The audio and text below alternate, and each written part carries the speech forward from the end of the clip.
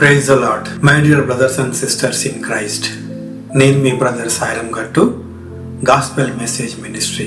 ఈ వారం మనం ధ్యానించుకుంటున్న అంశము ఆత్మ ఫలములు పొందుకోవడం ఏ విధంగా. మనలో చాలా మందికి రకరకాల తలాంతులను దేవుడు ఇచ్చి ఉన్నాడు. అవన్నీ కూడా ఆయన నామ ఘనతార్థమై మనం వాడటానికి, అంతేకాకుండా మన జీవితము సాఫీగా సజావుగా సాగిపోవటానికి ఉపయోగపడుతుంటాయి. ఉదాహరణకు కొంతమందికి లెక్కల సబ్జెక్ట్ లో చాలా మంచి పరిజ్ఞానం ఉంటుంది. అదే విధంగా కొంతమందికి కంప్యూటర్ సబ్జెక్ట్ లో పరిజ్ఞానం ఉంటుంది. మరియు కొంతమందికి పాటలు పాడే నైపుణ్యం ఉంటుంది. అదే విధంగా కొంతమందికి ప్రసంగం చేసే నైపుణ్యం ఉంటుంది. ఈ విధంగా దేవుడు మనకి ఇచ్చినటువంటి ప్రతి టాలెంట్ కు దేవుని ప్రణాళిక ఉంటుంది. మనలను ఆయనకు దగ్గరగా చేసుకోవటానికి, అదే విధంగా ఆయన సేవలో వాడబడటానికి, అంతేకాకుండా జీవితంలో మనం బ్రతకటానికి ఈ యొక్క పరిజ్ఞానం అంతా ఉపయోగపడుతుంది. దేవుని వాక్యానుసారంగా చూసుకుంటే ఈ జ్ఞానం అంతా కూడా దేవుడు మనకిచ్చినదే. మనకున్నటువంటి జ్ఞానమును బట్టి మనం ఏ విధమైనటువంటి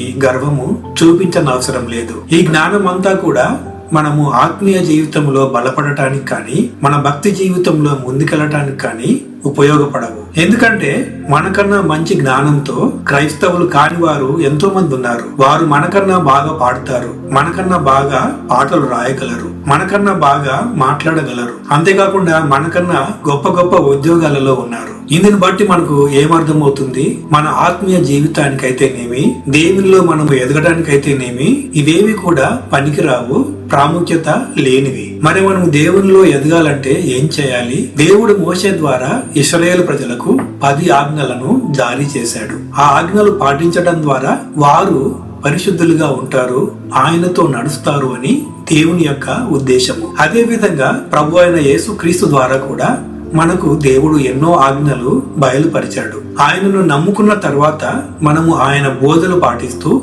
క్రైస్తవులుగా ఆయనను అనుసరిస్తూ ఆయన స్వరూపంలోకి మారడానికి ప్రయత్నం చేయాలి. చాలా సార్లు ప్రభు అయిన యేసుక్రీస్తు చెప్పిన ఆజ్ఞలు ఎంతో కష్టతరంగా ఉంటాయి.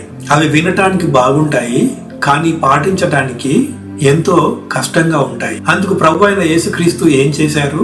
ఆయన యొక్క పరిశుద్ధాత్మను మనకు తోడుగా అనుగ్రహించాడు. ఆయన శిలువ మరణం పొంది మరణం గెలిచి పరలోకానికి వెళ్లేటప్పుడు ఆయన శిష్యులు ఆందోళన పడుతుంటే, మిమ్మల్ని నేను అనాథగా వదిలిపెట్టను, నా యొక్క పరిశుద్ధాత్మను మీకు అనుగ్రహిస్తాను, ఈ పరిశుద్ధాత్మ మీకు తోడుగా ఉంటాడు, మీరు ఎలా నడవాలో, ఎప్పుడు ఎలా మాట్లాడాలో, ఏ విధంగా మీరు ప్రవర్తించాలో నేర్పిస్తూ ఉంటాడు అని తన శిష్యులకు వాగ్దానం చేశాడు. ఆ వాగ్దానం ప్రకారంగానే పెంతెకోస్తు దినం నాడు శిష్యులకు పరిశుద్ధాత్మను కుమ్మరించాడు. ఈ విషయాలన్నీ కూడా మనము అపోస్తుల కార్యములు 2-3 అధ్యాయంలో చూడవచ్చు. మీకు సమయం ఉన్నప్పుడు దయచేసి వాటిని చదవండి. అయితే ఈ లోకంలో మనము బ్రతుకుతున్నప్పుడు చాలా సార్లు మనకు కష్టాలు, శోధనలు ఎదురవుతుంటాయి. మనం అనుకున్న పనులు ఏవి కూడా చాలా సార్లు జరగకపోవచ్చు. ఎన్నో రకాలైనటువంటి ఇబ్బందులు మనకు ఎదురవుతుంటాయి. మనలను బాధించే వారు ఎంతో మంది ఉంటారు. మనము వారిని ఎంతగా ప్రేమిస్తున్నా కూడా మనలను వారు ప్రేమించరు. ఇటువంటి సమయంలో మనము బాధపడే అవకాశం ఉంది, మానసికంగా కృంగిపోయే అవకాశం కూడా ఉంటుంది. అంతేకాకుండా శారీరకంగా మనము జబ్బుకు గురయ్యే అవకాశం ఉంది.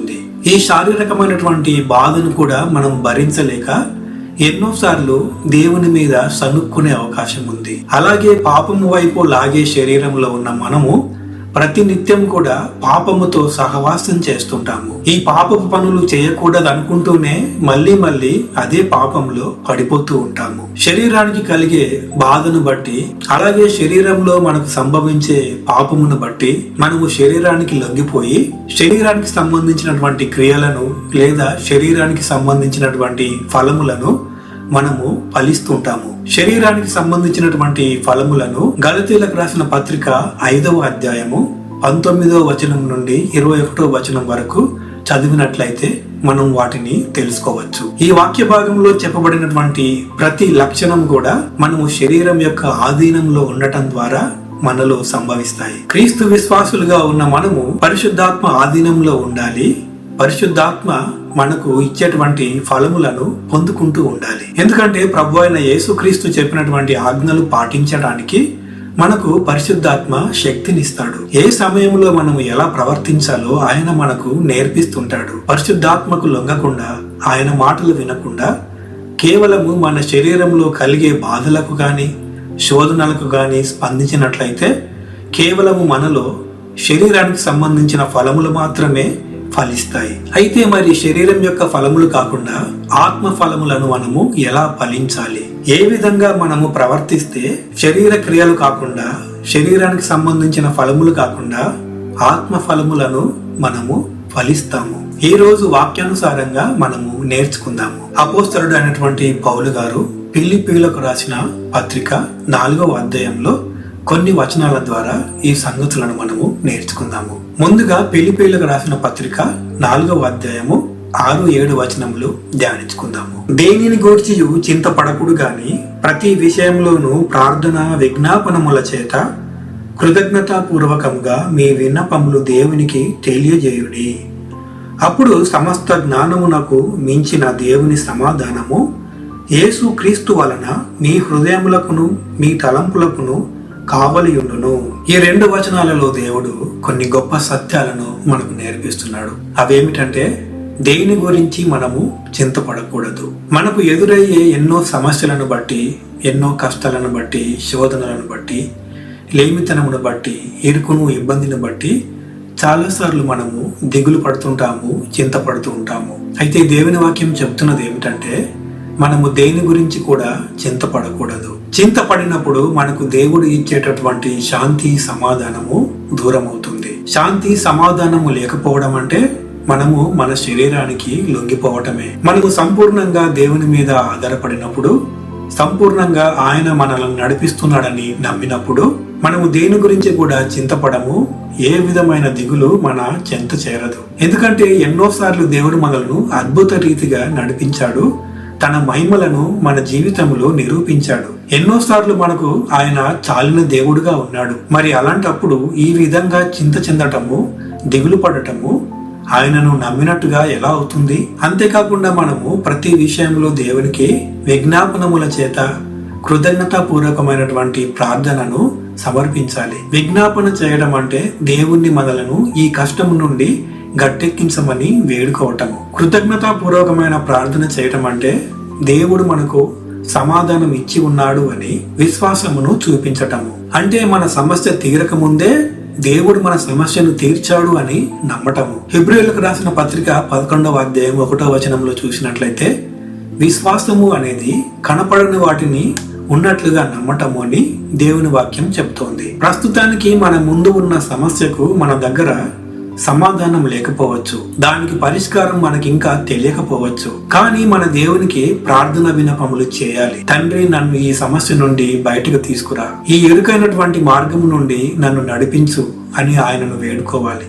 ఆ విజ్ఞాపనతో పాటు, నువ్వు నాకు సమాధానం ఇచ్చి ఉన్నావు, నేను ఇప్పటికే పొందుకొని ఉన్నాను అని ఆయనకు కృతజ్ఞతాస్తుతులు కూడా చెల్లించాలి. అప్పుడు మనకు కలిగేటటువంటి ప్రతి ఆందోళన నుండి, ప్రతి అనుమానం నుండి విడుదల పొందుకుంటాము. ఆ రకంగా మనము శరీరానుసారంగా కాకుండా మనకు దేవుడిచ్చినటువంటి పరిశుద్ధాత్మానుసారంగా నడుచుకుంటున్నాము. అలాగే మన విశ్వాసంలో బలపడుతున్నాము. అలాగే 7వ వచనమును మరికొంత లోతుగా పరిశీలించినట్లయితే, సమస్త జ్ఞానములకు మించిన దేవుని సమాధానము మీ హృదయములకును మీ తలంపులకును కావలియుండును అంటున్నాడు. సమస్త జ్ఞానములకు మించిన అంటే ఇక్కడ చాలాసార్లు మనము మన సొంత జ్ఞానమును వాడుతుంటాము. మన చుట్టూ ఉన్నటువంటి పరిస్థితులను బేరీజు వేసుకుని, ఇది సాధ్యమవుతుంది, ఇది సాధ్యం కాదు, దీనివల్ల ఇలా జరుగుతుంది, దానివల్ల అలా జరుగుతుంది అని ఎన్నో రకాలుగా ఆలోచిస్తూ మనము రకరకాలుగా పరిష్కారాలను చూసుకుంటాము. అటువంటి సమయంలో మనకు మరింతగా ఆందోళన కలుగుతుంది. మన శక్తి సామర్థ్యాలను బేరీజు వేసుకుని ఇది మనకింకా సాధ్యం కాదు అని అపనమ్మకము బయలుదేరుతుంది. అప్పుడు మన హృదయం కూడా మోసపోతుంది. మనకు వస్తున్నటువంటి ఆలోచనలను బట్టే మన యొక్క హృదయం కూడా ప్రవర్తిస్తుంది. ఎందుకంటే మన శక్తి యుక్తులను బట్టి, మన సామర్థ్యమును బట్టి, మన జ్ఞానమును బట్టి మన సమస్యకు పరిష్కారం లేదు అని ఆలోచించినప్పుడు మన హృదయం కూడా దిగులు పడుతుంది. దిగులు పడినటువంటి హృదయం ద్వారా మనము విశ్వాసములో ముందుకు కొనసాగలేము. కనుకనే దేవుడు తన వాక్య భాగంలో ఏమని రాయించాడు? మీ సొంత జ్ఞానమును బట్టి కాకుండా యెహోవా మీద ఆధారపడండి, అప్పుడు ఆయన మీకు జ్ఞానమునిచ్చి మీ మార్గములను సరళం చేస్తాడు అని. ఎప్పుడైతే మనము మన శక్తి సామర్థ్యాలను బేరీజు వేసుకుంటామో మనలో రకరకాల ఆలోచనలు కూడా బయలుదేరుతాయి. అవే మన తలంపులు. కనుకనే దేవుడు రాయించింది ఏమిటంటే కృతజ్ఞతా పూర్వకమైనటువంటి ప్రార్థన విన్నపములు చేయాలి. అంటే దేవుణ్ణి మన సమస్య నుండి విడిపించమని వేడుకుంటూ నేను దాన్ని పొందుకున్నాను అని కృతజ్ఞతా పూర్వకమైనటువంటి ప్రార్థన చేయటం. ఆ విధంగా చేయటం ద్వారా మన సొంత జ్ఞానమునకు మించినటువంటి దేవుని సమాధానము ప్రభు అయిన యేసుక్రీస్తు వలన మన హృదయములకు అలాగే మన తలంపులకు కావలి ఉంటుంది. అంటే ప్రభు అయిన యేసుక్రీస్తు ద్వారా మనకు సమాధానం లభిస్తుంది. ఆ సమాధానం ద్వారా మన హృదయములకు నెమ్మది కలుగుతుంది. అలాగే మనకు కలిగేటటువంటి తప్పుడు ఆలోచనలకు అడ్డుకట్టబడుతుంది. ఆ విధంగా మనము శరీరానుసారంగా కాకుండా దేవుడు మనకిచ్చినటువంటి పరిశుద్ధాత్మ అనుసారంగా జీవిస్తాము. తర్వాత అదే 4వ అధ్యాయంలో 8వ వచనం కూడా ధ్యానించుకుందాము. మెట్టుకు సహోదరులారా, ఏ యోగ్యత అయినను మెప్పైనను ఉండిన ఎడల ఏవి సత్యమైనవో, ఏవి మాన్యమైనవో, ఏవి న్యాయమైనవో, ఏవి పవిత్రమైనవో, ఏవి రమ్యమైనవో, ఏవి ఖ్యాతి గలవో వాటి మీద ధ్యానం ఉంచుకొనుడి. మెట్టుకు అంటే ఇంగ్లీష్లో అయితే ఫైనల్లీ అని ఉంటుంది. చివరగా దేవుని మాట ఏమని చెప్తుంది?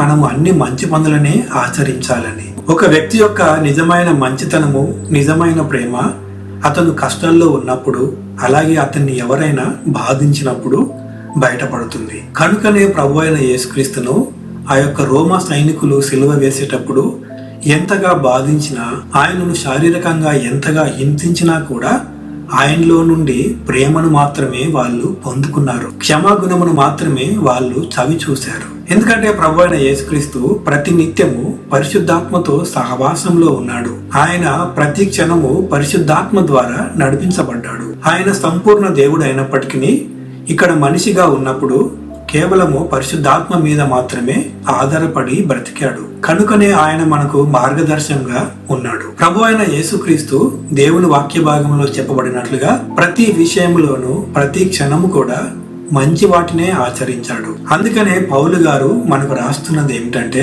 యోగ్యమైన వాటిని, మెచ్చుకోలుగా ఉన్న వాటిని, రమ్యమైన వాటిని, ఖ్యాతిగల వాటిని మాత్రమే ఎల్లవేళలా పాటించమని దేవుని వాక్యం ద్వారా తెలియజేస్తున్నాడు. కష్టాలు కలిగినప్పుడు, తాము అనుకున్నది జరగనప్పుడు ప్రతి ఒక్కరు కూడా సమాధానం కోల్పోతారు. ఈ విధంగా కోపానికి గురి కావటము, అశాంతికి లోను కావటము లోకంలో ఉన్న ప్రతి ఒక్కరు కూడా చేస్తారు. మరి అలాంటప్పుడు మనకు వారికి తేడా ఏముంటుంది? కష్టం కలిగినప్పుడు, అనుకున్నది జరగనప్పుడు వారు కూడా యోగ్యమైన వాటిని పాటించటం లేదు. వారు కూడా మంచి వాటిని అనుసరించటం లేదు. ప్రభు అయిన యేసుక్రీస్తును నమ్ముకున్న మనము వారికి భిన్నంగా ప్రవర్తించాలి కదా. ఎందుకంటే పరిశుద్ధాత్మ దేవుడు మనకు తోడుగా ఉన్నాడు.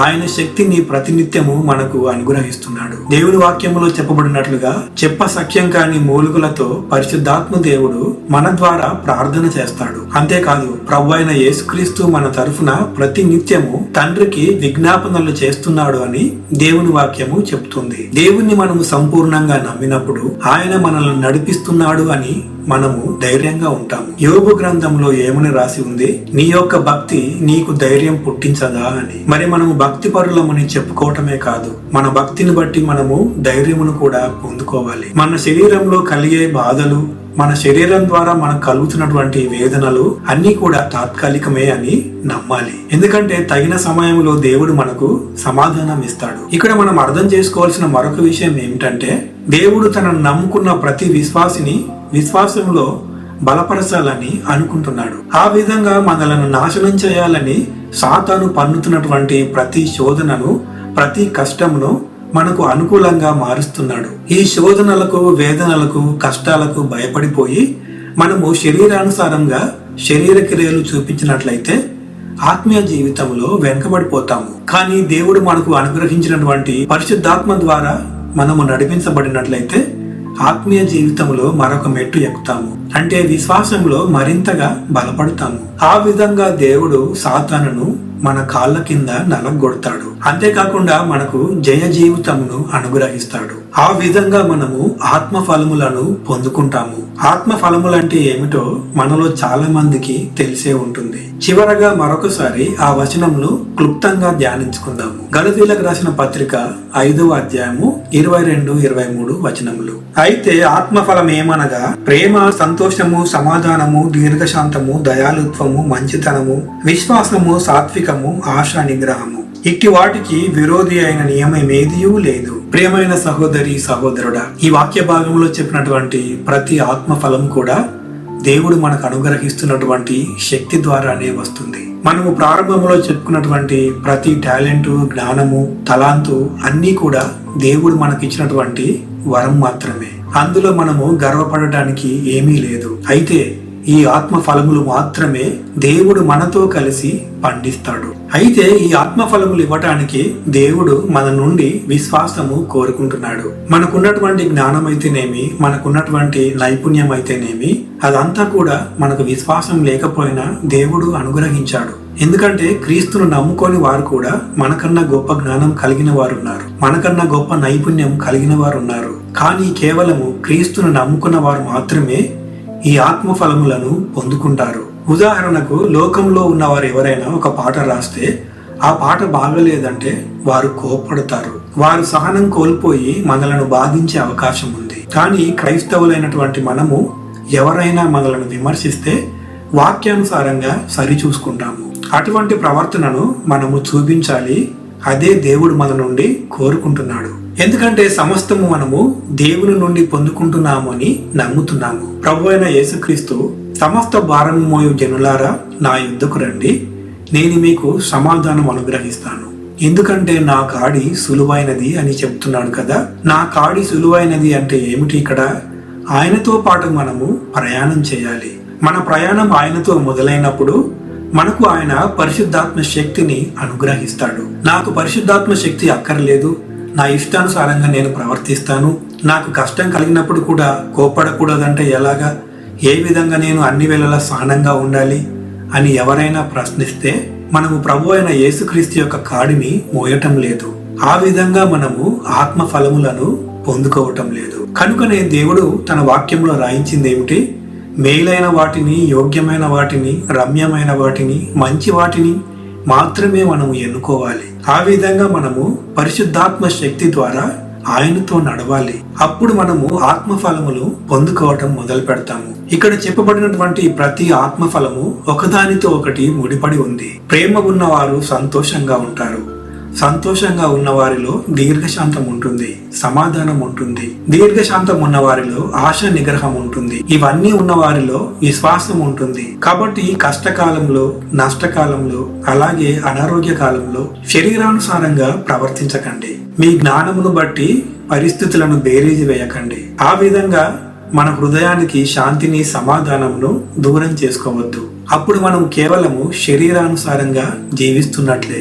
శరీరానుసారంగా జీవించే వారిలో కేవలము శరీర క్రియలు లేదా శరీర ఫలములు మాత్రమే ఫలిస్తాయి.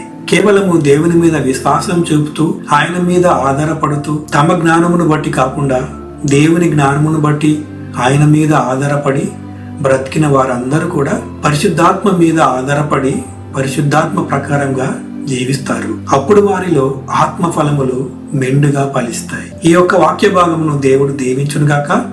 దేవుని చిత్తమైతే వచ్చే వారము మరో వాక్య భాగంతో కలుసుకుందాము. అంతవరకు దేవుడు మనందరికీ తోడై ఉండునుగాక. Praise the lord.